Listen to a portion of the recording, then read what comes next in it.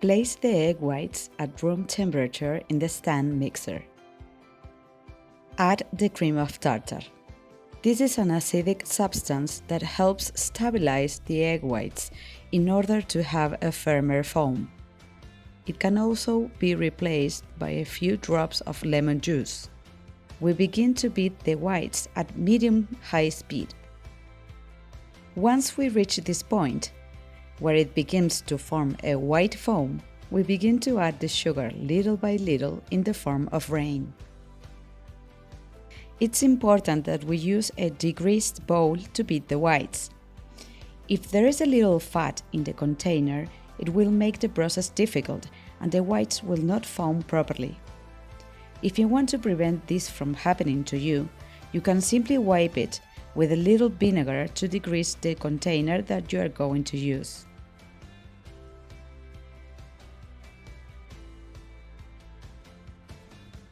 Once we finish incorporating all the sugar, we scrape the sides and bottom of the mixer to make sure everything is completely incorporated.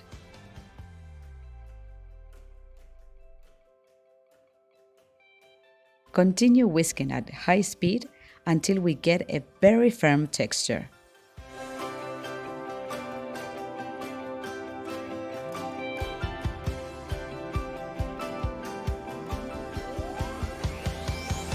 Add the vanilla essence and mix until well incorporated.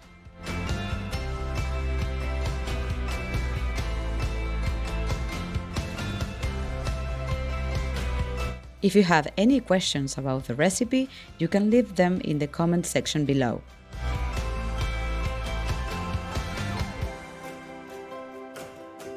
Then we sift the powdered sugar and add it to the meringue in 2 batches.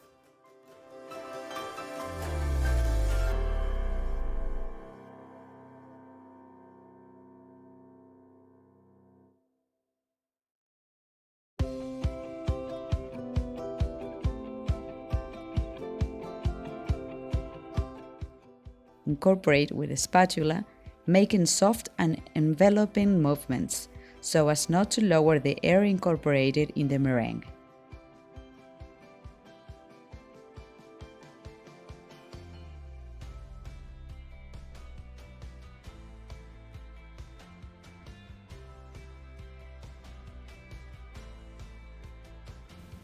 If you like this video, give it a like, leave a comment, subscribe to my channel and turn on all notifications so you don't miss anything.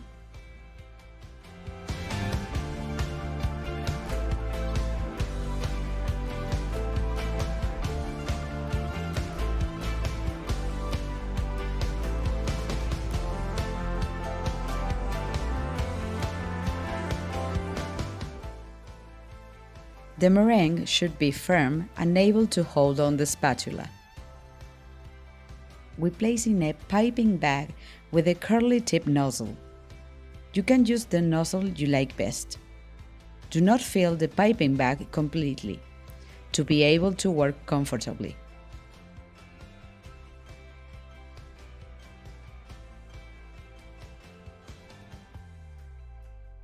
We screw the upper part of the pastry bag and leave it on one side until used. I am also going to use a piping bag with a smooth tip nozzle. Begin to trace the meringues on a silicone mat. To make the simple stars, we can use the star nozzle.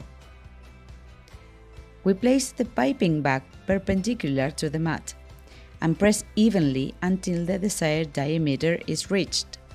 Then stop pressing and lift gently.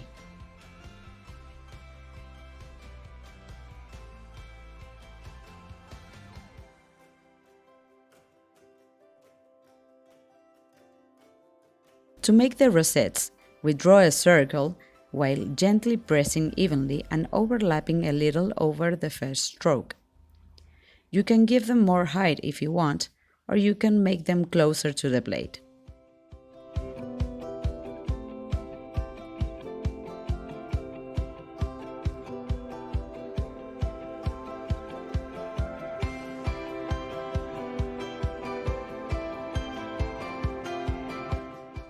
To make the spirals or meringue discs with a smooth nozzle, we start in the center, always pressing evenly, and we allow the meringue cord to settle gently on the plate as we turn in circles.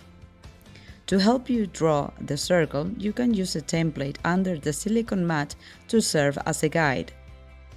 This may seem scary, but it's only a matter of practice. If you have an empty area due to a bubble, do not worry, you can go over it and complete it with a little more meringue.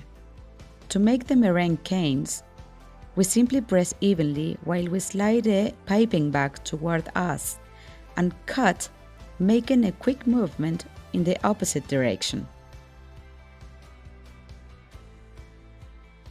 To make the large size meringues, press at the same point, allowing the meringue to build up, while we are gently lifting the tip of the pastry bag. This way, we make them chubby and tall. Here I'm using a silicone mat, but you can use a parchment paper as a base if you want.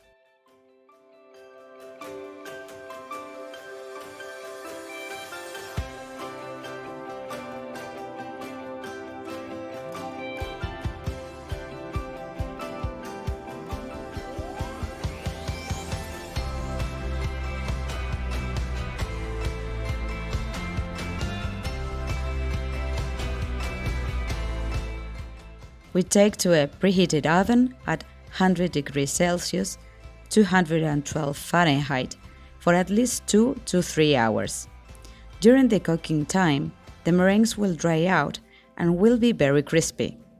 At this temperature, they can be dried without being toasted, which maintains the white color of the meringues.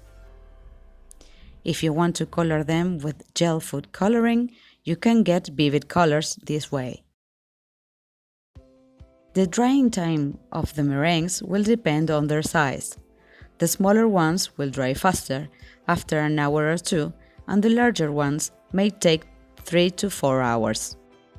When they are ready, they will easily peel off the parchment paper.